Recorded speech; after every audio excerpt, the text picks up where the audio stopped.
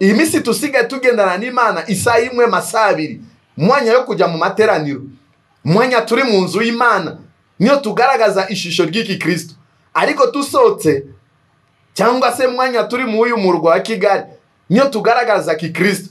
Ariko ugiye Gisenyi gato, ugiye Kibuye gato, ki Kristo kirakisha kuhinduka.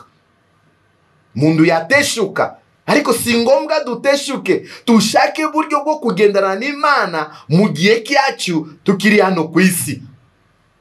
Yewe nzabona ubugingo, ngewe cyangwa twebwe itorero Imana turagendana nayo gute? Abantu b'Imana barahuza, abantu b'Imana barahugurana, abantu b'Imana bagirana inama, abantu b'Imana barubaha amategeko y'Imana, abantu b'Imana bacishwa bugufiya, abantu b'Imana bahera imbuto, abantu b'Imana ntago bagira amashari, abantu b'Imana ntago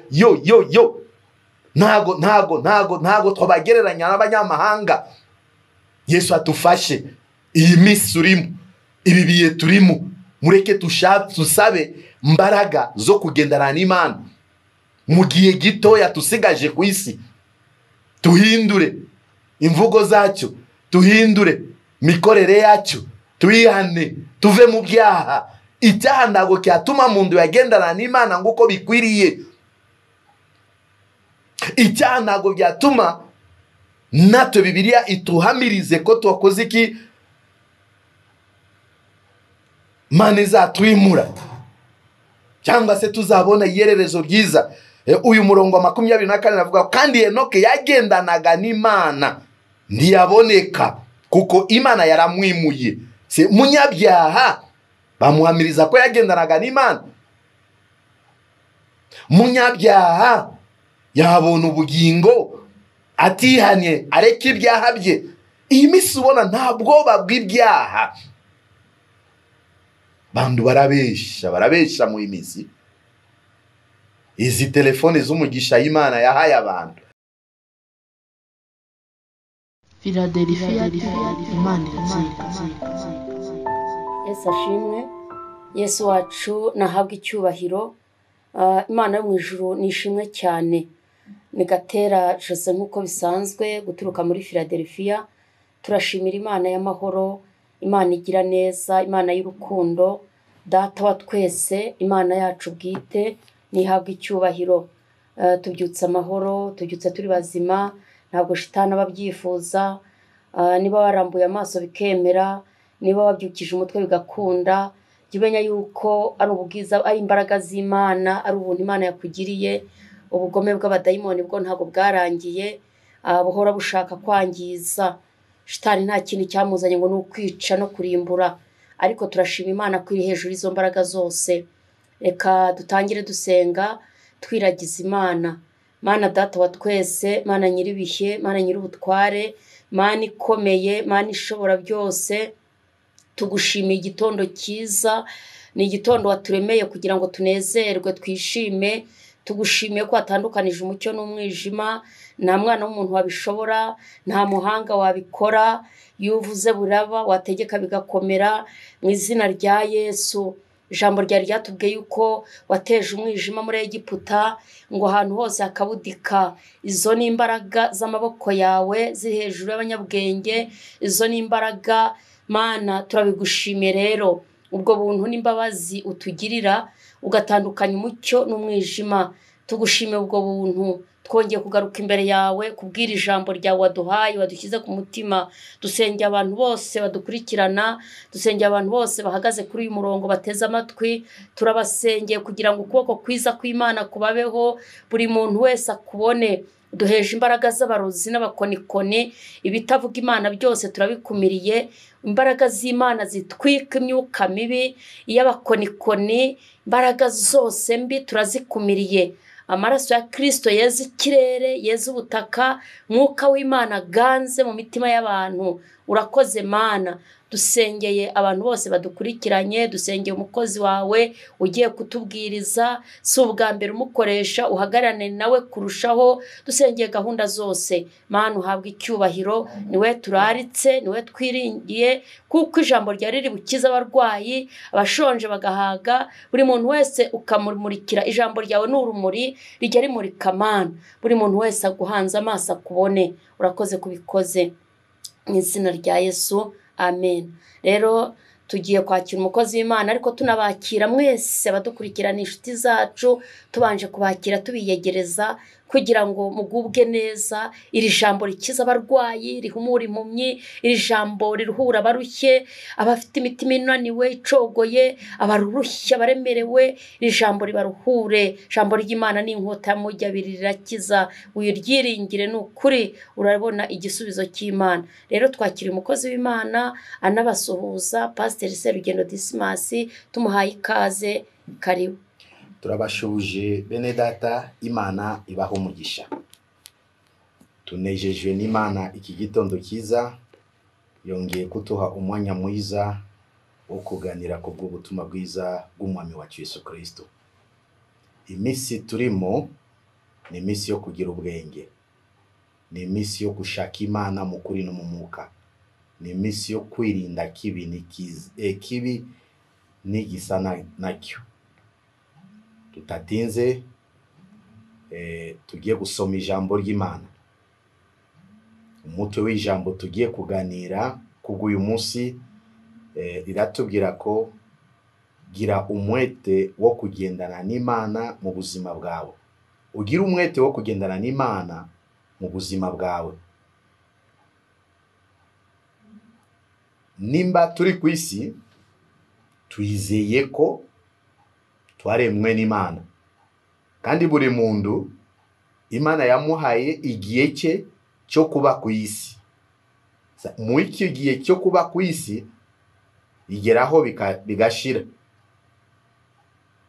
ariko mu gihe ukiri ku isi, shaka kugira umwete wo kugendana n'Imana, kandi nitwemera kugendana nayo izatuyobora, izadufasha, izatubasha kutuberera Imana. Reka tubanze dusome ijambo iri mu gitabo cy'Itangiriro gice cya 5 murongo wa 21 kugeza ku 24. Enoke yamaze imyaka 60 n'igice avutse, abyara Metusela. Amaze kubyara Metusela, Enoke agendana n'Imana imyaka 300, ayibyaramo abahungu n'abakobwa. Imisi yose Enoke yaramye ni imyaka 360 n'igice. Kandi Enoki yagendanaga n'Imana ntiyaboneka, kuko Imana yamwimuye. Twavuze ko mutwe w'ijambo ni ukugira umwete yo kugendana n'Imana ku gihe cyawe ukiri hano ku isi. Akarusho kaba kuri twebwe twamenye Yesu kuba mwami n'umukiza. Twebwe twahawe agakiza. Sinzi agaciro uha agakiza. Ngo ndakubona abantu bakunze guhesha agaciro ibintu bafite mu rugo, ibintu bafite mu maduka, ibintu bafite mu masambo, akabihesha agaciro. Iyi televiziyo nayiguze gutyo, iyi radio nayiguze gutyo, iyi myenda nambara agaciro kayo kameze gutyo. Ariko agakiza se ukahesha agaciro kameze ati. Nabonye mu bindi bihugu abantu biratira cyane kutunga ibintu bifite agaciro. Ilinete yanje, inshenete yanje, twishize mu gaciro kayo ni $500. Isa yanje nishize mu gaciro kayo ni $1000. Ibyo nkunda kumva abantu bashira agaciro ibintu batunze cyangwa se ibintu bafite. Ariko agakiza tukaha agaciro kamezate. Mwako gakiza ugendana n'Imana gute? Ni jambo tumenyereye.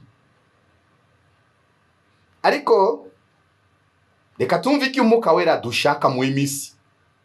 Ushobora kwitwa mu Kristo ariko ntabwo uhesha agaciro agakiza wahawe n'Imana.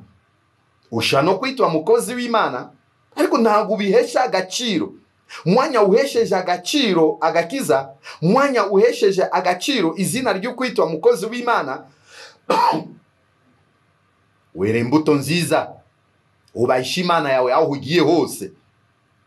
Enoke yamaze myaka 65 avutse. Nyuma amaze kuzuza iyo myaka 65 avutse, abyara mwana w'umuhungu amwita Metusela. Mu myaka 65 niyo yabyaye imfura ye amwita Metusela. Amaze kubyara Metusela, Enoke yarashimye Imana uko Imana yamuhaye urubyaro, ko Imana yamuhaye umwana w'umuhungu, aranezerwa. Ariko ntago yabonaga ko ari imbaraga ze. Enoke yabonye ko ari imbaraga z'Imana, ari amaboko y'Imana imuhaye uwo mwana w'umuhungu mwiza amwita Metusela. Bibiliya iratubwira ariya Enoke agendana n'Imana imyaka 300 nyuma yo kubyara Metusela. Kugendana n'Imana bidusobanurira iki? Nukumwemera, nukumumvira, nukubaha amategeko ye, ukakora ibyo agusaba, ukabasha no kwera imbuto nziza. Mu myaka 300 nyuma yo kubyara Metusela, Enoke agendana n'Imana, yera imbuto nziza, agaragaza ki Kristo, akora ibyo Imana imusaba, arubahisha Imana, agendana nayo, aca bugufiya, yumvira Imana, atatukisha Imana, abantu batamucira urubanza, yera imbuto nziza. Aho yanyuraga hose abantu bose bamubonagamo ishusho ry'umuntu w'Imana. Agakiza sukwitwa izina gusa, ari ibyo tusabwa. Mategeko y'agakiza nyuma yo kubatizwa, urifata gute? Nanje nera imbuto mbere y'Imana n'abantu, numvira Imana, ca bugufi ya mbere y'Imana, tukore ibyo Imana idusaba. Nyuma yo myaka 300 Enoke agendana n'Imana, ayibyaramo abahungu n'abakobwa. Mu gihe cyose wemeye kubaha Imana, ukemera kugendana nayo, uca bugufi ya nguko twabivuze, ubaha Imana, wumvira Imana, ukora ibyo Imana igusaba, Mana ntago yagukoza isoni. Nyuma yo myaka 300 Enoke agendana nayo, Bibiliya tubwire ki ayibyaramo abahungu n'abakobwa. Si kubw'imbaraga ze. Mwanya ubona ubyaye, mwana ubona ufite abana 5 6, ube umenya ko cyubahiro ni cy'Uwiteka, kuko ari abandi bifuza no kubona umwe, byarananiranye. Ayibyaramo abahungu n'abakobwa. Mu iyo myaka 300 yabashije kugendana n'Imana. Mu gihe tugendana n'Imana, navuze tugomba kuba abantu bahesha agaciro iyo Mana, tubahisha iyo Mana, tucicwa bugufi ya kubw'iyo Mana yacu, tumvira iyo Mana, dukora ibyo Imana idushaka, twera imbuto nziza, tumvira n'Imana. Ariko iyi misi ndabona iki gihe cyacu, nabona turagendana n'Imana kavuyo. Mundu yavuga ko ari umukristo, ariko uramureba mibanire ye n'Imana ntago bigenda nguko ijambo ry'Imana ridusaba. Imbuto ze ntago ari imbuto ng'umuntu ugendana n'Imana. Turavuga Imana mu kanwa, ariko bikorwa byacu rimwe na rimwe bitagaragaza ko tugendanana nayo. Kuko umuntu ugendanana n'Imana ntago bamucira urubanza, ntago bamutunga urutoki, akiranukira Imana, akera imbuto nziza. Enoke mu iyo myaka 300 yagendanye nayo abyariramo abahungu n'abakobwa. Imisi yose Enoke yaramye ni myaka 360 n'igice. Twebwe ku myaka 40-50 turapfa. 80 abaye umusaza. 100 mundu ashaka kuhinduka nk'inyamaswa. Kubwo imbabazi z'Imana nayo kugera ku myaka 100 mwibibye. Ariko muumve Enoke yamaze myaka 360 n'igice agendana n'Imana, adacika indege mu bibazo, mu bigeragezo. Enoke agendana nayo, aca bugufiya, arumvira Imana, atekereza ko musumwe mbande shwa kuvuga, musumwe shwa kuva mu iyisi. Se nyuma yo kuva ku iyisi nzaba wande. Se tukorera Imana tugatekereza ko iyererezo ryawe ari ugupfa. Nyuma y'urupfu tuzazuka, nyuma y'urupfu tuzumva ijwi ry'impanda. Simbizi, ariko uyu munsi Imana irashaka tena kutwibutsa tutunganye inzira mu buryo bwo kugendana nayo, dukore neza, tubashe kugendana n'Imana nguko bikwiriye. Mubwiriza butumwa bwiza, bwiriza butumwa bwiza, uhinduka umushitsi imbere y'Imana. Muhanuzi, hanura utinya Imana. Mu Kristo gendana nayo, uyubaha. Ibyo bizadufasha, bizatuhesha umugisha, bizatuma Imana itwongera misi yo kubaho mu iyo myaka 360 n'igice. Mu iyo myaka 300 Enoke yabyariramo abahungu n'abakobwa. Bibiliya irakusanya ivuga ko myaka yamaze ku isi yari 360 n'igice. Kandi Enoke yagendanaga n'Imana. Iramwamiriza ko Enoke yagendanaga n'Imana. Haleluya.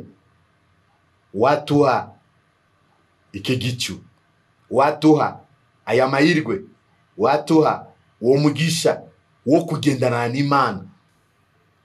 Iyi misi tusiga tugendana n'Imana isaha imwe masaha 2, mwanya yo kujya mu materaniro, mwanya turi mu nzu y'Imana, niyo tugaragaza ishusho ry'iki Kristo. Ariko tusotse cyangwa se mwanya turi mu uyu murwa wa Kigali, niyo tugaragaza ki Kristo. Ariko ugiye Gisenyi gato, ugiye Kibuye gato, ki Kristo kisha kuhinduka. Mundu yateshuka. Ariko si ngombwa duteshuke, tushake buryo bwo kugendana n'Imana mu gihe cyacu tukiri hano ku isi. Umurongo wa 24. Kandi Enoke yagendanaga n'Imana. Enoke yagendanaga n'Imana. Ndiyaboneka kuko Imana yamwimuye.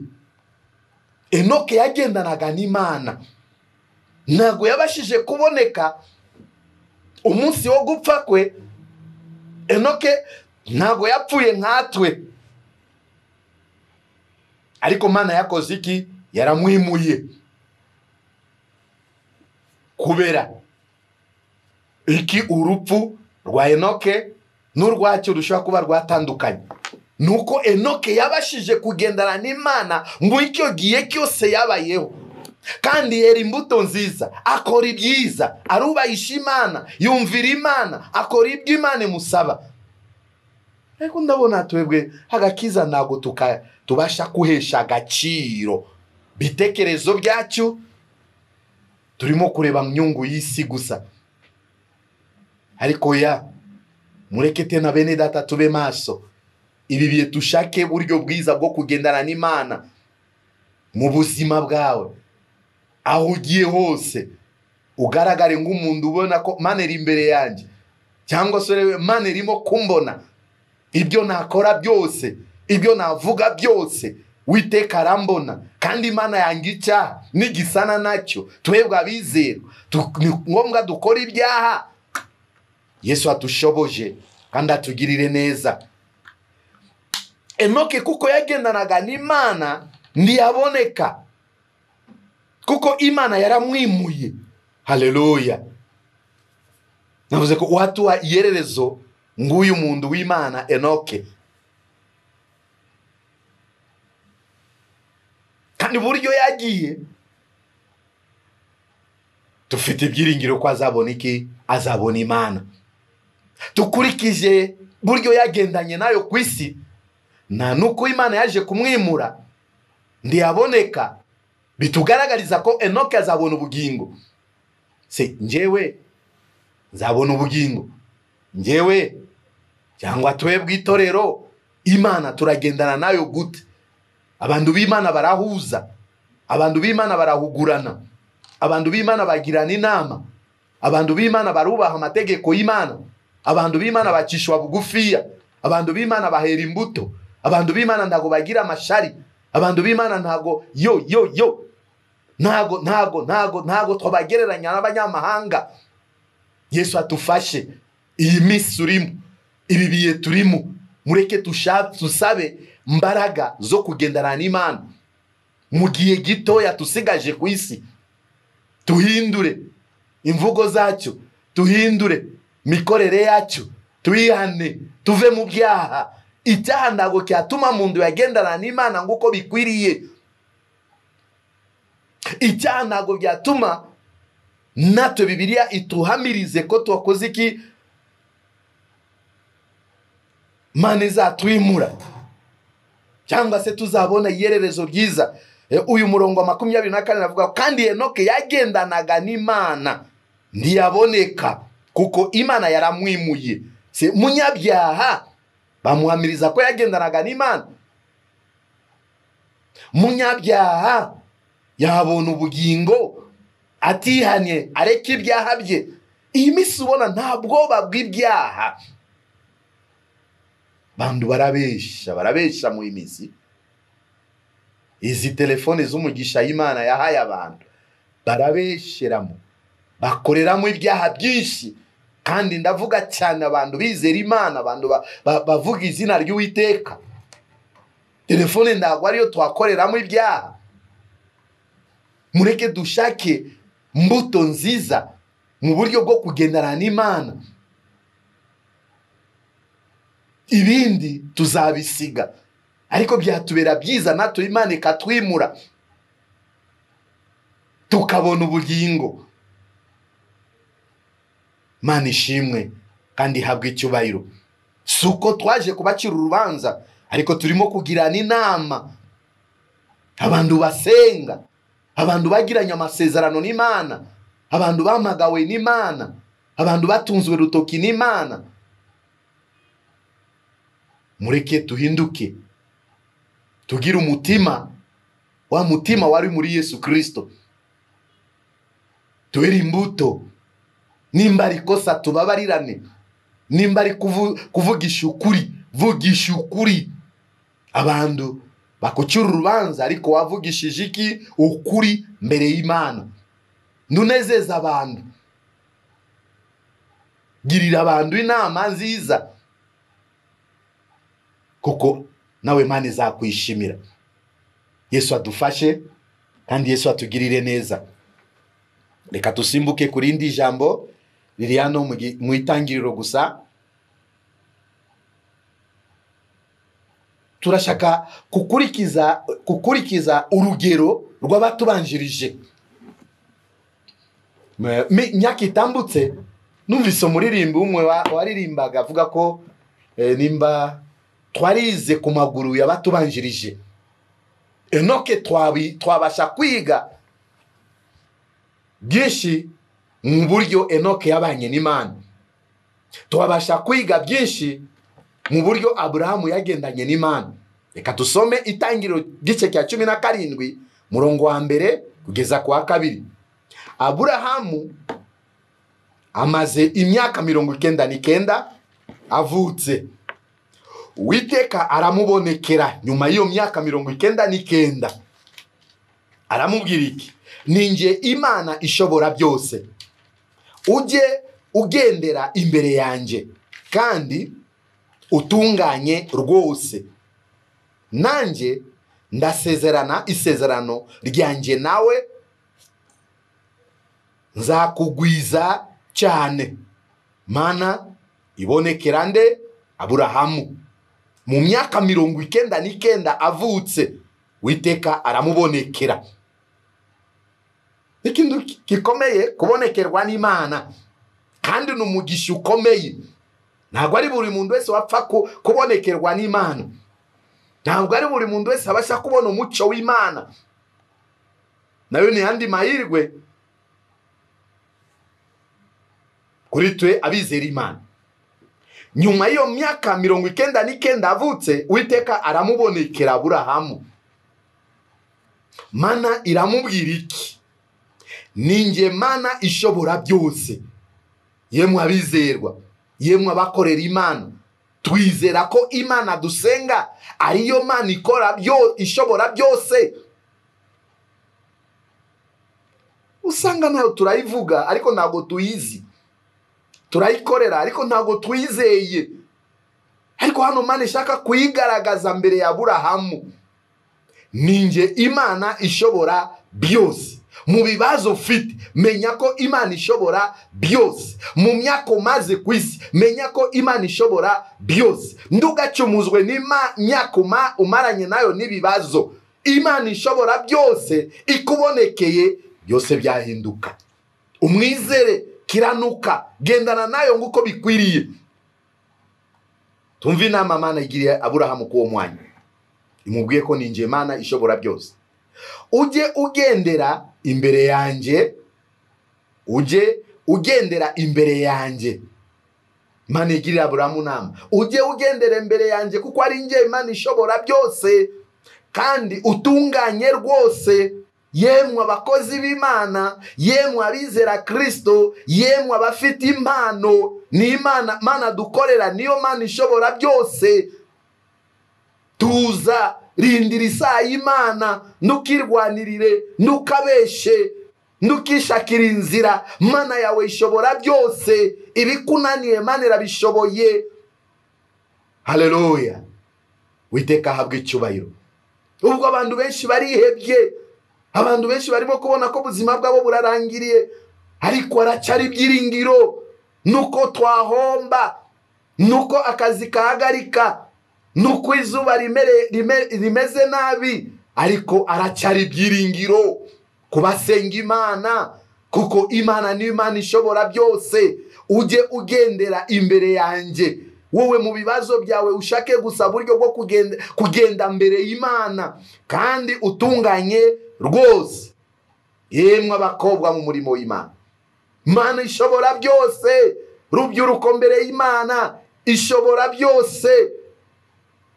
Mujye mugendera mbere yayo gusa kandi mutunganye rwose. Yemwe abakozi b'Imana, mujye mugenda mbere y'Imana kandi mutunganye rwose. Mbabazwa n'abantu bagenda mbere y'Imana biyanduje, binjira mu nzu y'Imana biyanduje, bakora ku bikoresho byo mu nzu y'Imana biyanduje, bahagarara mbere y'Imana ahera y'Imana biyanduje. Ariko uzi ko ibyo mu ndu abiba kandi azabisarura. Myaka 10 yarenga, 20 yarenga, umenye ko Mana ntabwo shaka kwibagirwa buryo ibibi wakoze, ntabwo shaka kwibagirwa ibyiza wakoze. Turacumuzwa n'imyaka tumaze, ariko komeza ugira ibyiringiro kuko Imana yawe ishobora byose.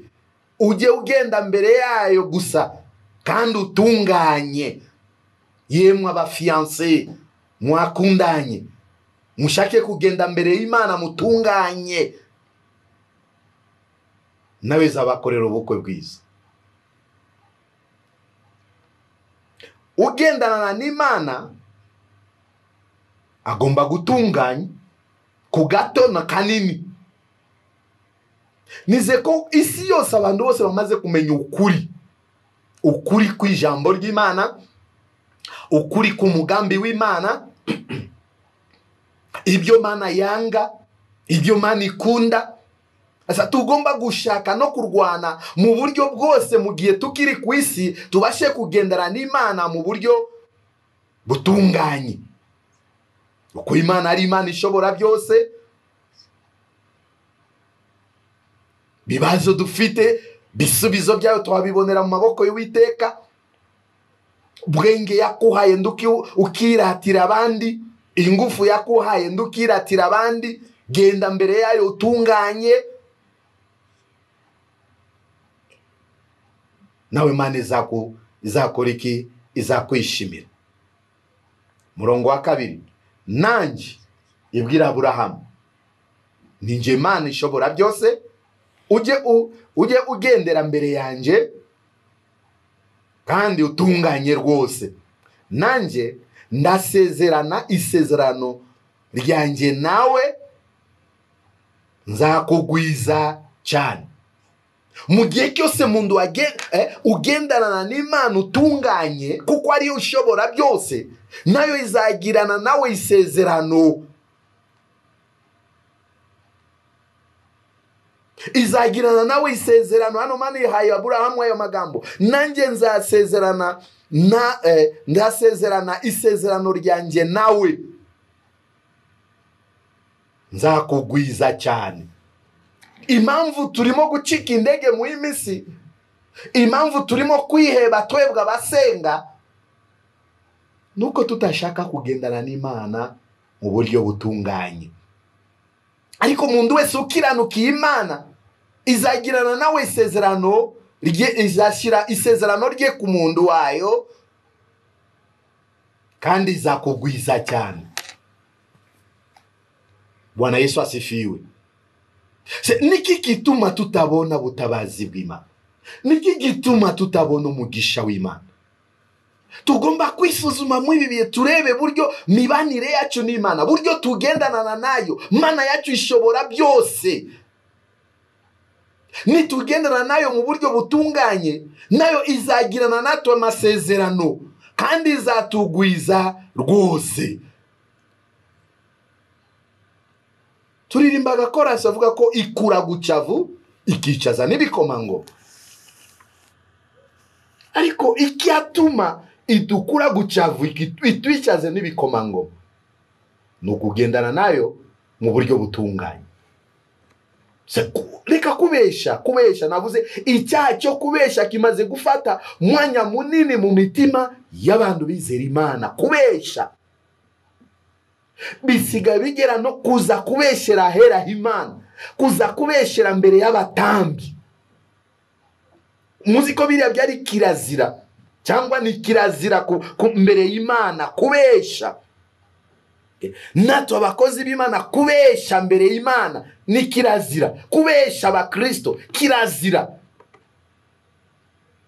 Yesu adufashe mu bibazo dufite, mu ibyo tubona bitunaniye, mu ibyo tubona bidukomereye, burwayi ufite, krizo ufite, bukene ufite. Menya ko Imana ni ishobora byose. Ntabwo yananira kugukorera ubukwe. Imisi ndabona urubyiruko rumaze gucika indege ku kibazo cyo gushaka no gushakana. Ariko nimugenda mbere y'Imana mutunganye, yemwe abafiyanse babiri, ishobora byose. Mafaranga Mana irazifite, kandi izagirana namwe isezerano, izabagwiza. Uyu munsi mwasuzugurwa, ariko nimugendana nayo mu buryo butunganye, Mana ikura abantu gucavu ikabicaza n'ibikomangoma. Yesu atufashe kandi atugirire neza. Tumve inama za Dawidi. Zaburi 16 murongo 1 nashize Uwiteka imbere, nashize Uwiteka imbere yanjye iteka, kuko ari uburyo bwanjye, sinza nyeganyezwa.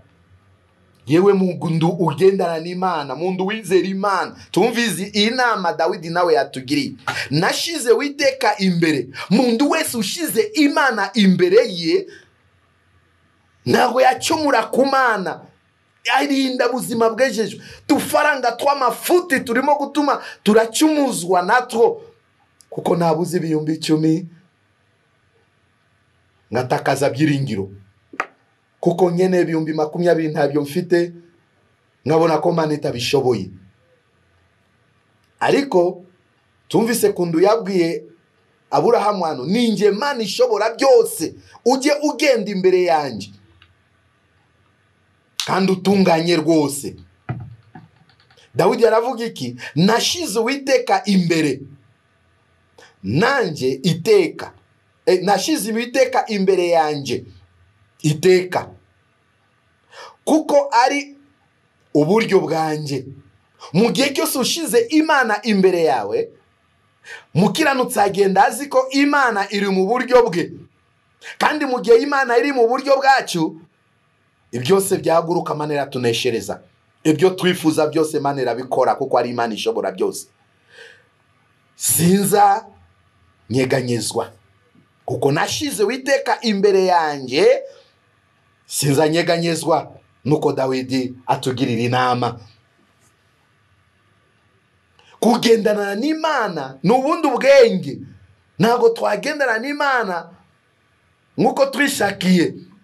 Tugendana n'Imana mu buryo bwo kuyumvira, navuze, mu buryo bwo kuyubaha, mu buryo bwo gucishwa bugufiya, mu buryo bwo gukora ibyo Imana ishaka. Ibyo nibyo bimenyetso bituma tubasha kugendana nayo. Ntitukakinishe murimo wa Data, kuko mirimo yose tuzayibazwa. Kora neza murimo y'Imana, ca bugufi usenge, ikuha ubwenge buryo bwo kugendana nayo. Hari igihe abantu bashaka kwihutisha amasezerano. Nzakugwiza, nuko yabwiye Aburahamu cyane, kandi yavuze nzakugwiza cyane. Ariko ushaka usanga mundu yabatijwe uyu mwaka atangira kwifuza umugisha w'umuntu maze imyaka 20 mu rusengero. Atangiye kwifuza umuntu asengewe buvuga butuma uyu munsi, atangiye kwifuza ubuzima cyangwa imigisha revera umaze imyaka 60 ku murimo 30 ku murimo w'Imana. Sebireya, ubona ku munsi umwe wasimbuka ayo maeskalier ukamugeraho. Banzuke bugufi, wumvira abo barevera. Ari byinshi bahuye nabyo, ari byinshi babonye mu kuhana. Uri umubyeyi, gendana n'Imana. Yose ukiri urubyiruko, shaka kugendana n'Imana. Imbaraga zawe z'ubusore uzishire mu maboko y'Uwiteka. Ubaye umubyeyi, komeza ugendane nayo. Umaze gusaza, komeza ugendane nayo, kuko ibyo bizakohesha munsi umwe Mana yakwimura ukabona ubugingo buhoraho. Yesu atushoboje. Iyo yari inama Imana yashaka ko tuganire iki gitondo kiza. Ni wowe wo kwisuzuma, nanjye ni wo kwisuzuma uburyo tugendana n'Imana mu ibi bihe turimo. Ntitucike intege. Yemwe abakobwa mwihangane, abakozi b'Imana mwihangane. Tuzambikwa makamba mu gihe cyose twagendanye nayo mu buryo bukwiriye. Mana izatugirira neza. Nizeko Enoke aho yicaye afite ibyo byiringiro ko ubugingo yarabubonye. Yesu atufashe, natwe Yesu atugirire neza. Murakoze. Wo murwayi aracyari byiringiro, wo utafite akazi aracyari byiringiro, we wahombye aracyari byiringiro. Shaka gusa buryo bwo kugendana n'Imana. Abantu bakwange, abantu bakwagurukire, ca bugufiya, ceceka, nagira ijambo uvuga. Ushake gusa buryo bwo kugendana n'Imana. Murakoze kudutega amatwi. Imana ibashoboje kandi bagire neza. Musumwe tuzahure mu bwami bwo mu ijuru. Amen. Mukozi w'Imana, Imana imuhe umugisha. Mureke tugendane n'Imana tuyumvira, kuko ni Imana yo kwizerwa. Mureke tubane n'Imana. Enoki yabanye n'Imana, Aburahamu yahawe amasezerano akomeye. Nukuri mureke iyo tubanye n'Imana ntacyo tuyiburana. Iyo tuyumviye, iyo dushatse kwitoza kubana nayo, mureke tubane n'Imana, tugendane nayo, tuyumvire. Nta kintu na kimwe tuzayiburana. Nta kintu tuzayiburana. Rero umukozi w'Imana, Imana imuhe umugisha. Ndagira ngo witekerezeho, urebe ukuntu ugendanye n'Imana. Yavuze ngo ibintu ntibigutera impungenge ngo uvuge ngo nta mafaranga mfite, nta kazi mfite, nzarya iki, nzambara iki, nzabaho ne. Ibyo byose data ugaburira inyoni arabizi ko bikwiriye. Imana yambika uburabyo bwo mu ishyamba izi ko ukeneye kwambara. Imana izi yuko ukeneye gushaka, izi ko ukeneye umwana, izi ko ukeneye inzu. Ibyo ukeneye byose Imana izi ko ubikeneye. Ahubwo twitoze kugendana n'Imana no kuyubaha no kuyikorera. Urakoze kubw'ijambo ryawe Mana, ijambo ryawe rigende rigere ku mpera y'isi kandi risohoze ikirizanye muri iki gitondo. Hagira abantu bahindukira bari baraguteye umugongo, bari baracogoye, bari barabivuyemo, bari batangiye kudandabirana, ariko uyu munsi iri jambo ribabyutse, bongere bisubireho bagendane nawe mu izina rya Yesu. Muriringe yaravuze ngo nyemerera ngendane nawe. Nta muntu ugendana nawe ukorwa n'isoni, nta muntu ugendana nawe umwara, nta muntu ugendana nawe ushoberwa, nta muntu ugendana nawe ubura icyerekezo. Mu izina rya Yesu, kugendana nawe n'ibanga rihambaye, ntabwo umuntu yapfa kumenya ibanga ryihishemo, ariko nibwo buzima.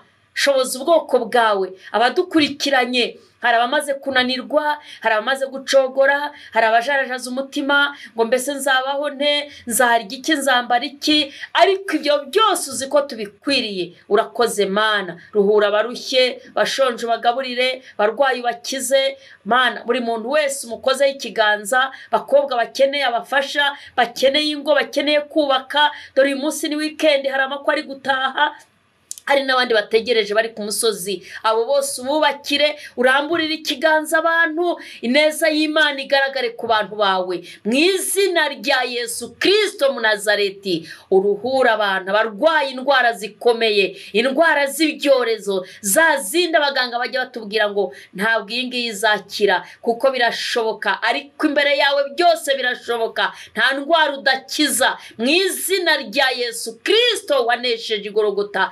Ndategeka indwara yose kugira ngo ihungu y'umugore, ihungu y'umugabo, ihungu y'umukobwa, uyu mwana muto, uyu musore, ibura indwara yose isubire iyo yaturutse mu izina rya Yesu. Umura impumyi, kiza ibisenzegere, babandi badafite icyerekezo, ni wowe ugitanga. Urakoze Mana, tanga agakiza, tanga ubugingo Mana yacu. Abarushye n'abaremerewe bakubone, abarwaye indwara zikomeye, abacogoye mu nzu yawe uyu munsi baboneke mu nzu yawe. Mu nzu yawe haba ubuhungiro, haba ubukiriro. Urakoze, uha abantu kubaha, uha abantu gukiranuka, uha abantu guca bugufi, kuko abicisha bugufi aribo bazashyirwa hejuru. Urakoze kubwira ijambo Mwami Yesu. Dusengeye itorero, dusengeye abamugeni, dusengeye abashumba, dusengeye itorero ryawe, dusengeye abashumba Mana, dusengeye abakristo muri rusange, ubakomereze mu buntu bwawe. Dusengeye igihugu cyacu, dusengeye abayobozi bacu, ineza y'Imana ibakomezeho mu izina rya Yesu. Uzunguruka igihugu cyacu, ukigotesha amazi n'amaraso wamenekeye Golgotha ku musaraba. Abayobozi bacu turabasengeye mu izina rya Yesu, imbaraga z'Imana zibagote. Urakoze kubikoze. Dusengeye umurimo wawe kugira ngo ukomeze, cyubahiro kibi cyawe. Abarwayi bakire, hari abaryamye kwa muganga, hari abananiwe kuhagera, abo bose ubashoboze. Urakoze kubyumvise. Urakoze Mana, bakeneye urushako, bakeneye urubyaro, buri muntu wese, abashomeri badafite akazi, abahawe amapreavi Mana, ababuze icyerekezo, urambura ikiganza. Urakoze kubyumvise, ni mu izina rya Yesu, amen.